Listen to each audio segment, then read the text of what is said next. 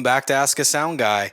It's really good to be back. This is my first video back after, I don't know, right when the pandemic started. So it's really good to be back making content for you guys. Our first video today is going to be on input sends, also known as aux pickoff points, and whether to use pre-EQ, post-EQ, pre-fader, or post-fader in different types of situations. Let's go to the board first.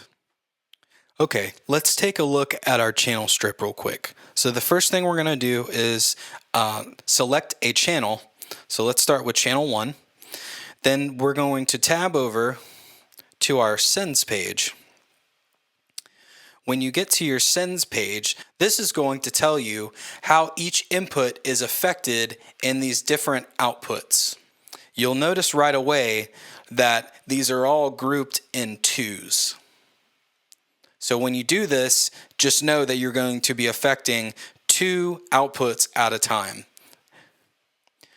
Let's go ahead and start with our first chain right here, which is input and low cut. So when you have your input and low cut initiated, you'll see that your gain, delay compensation, and low cut are all initiated. Moving on, once we start our pre-EQ, that means that all of these first things are initiated plus the gate.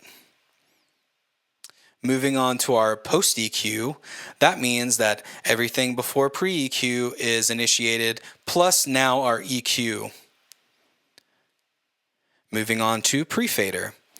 Now we have initiated our compressor plus everything else before that chain.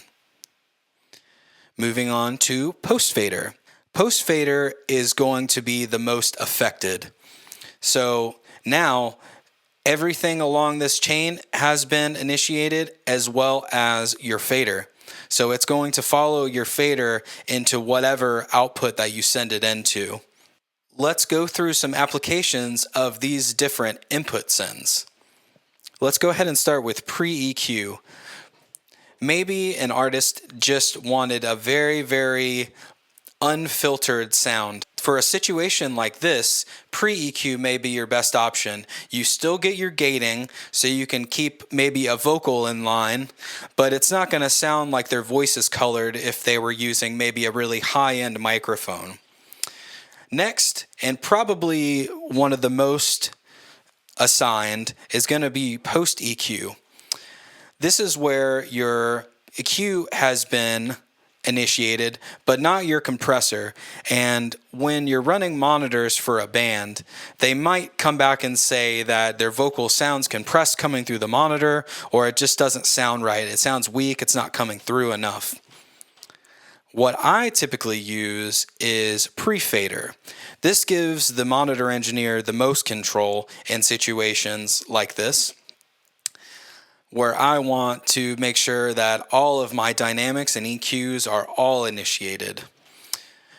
Lastly, post-fader.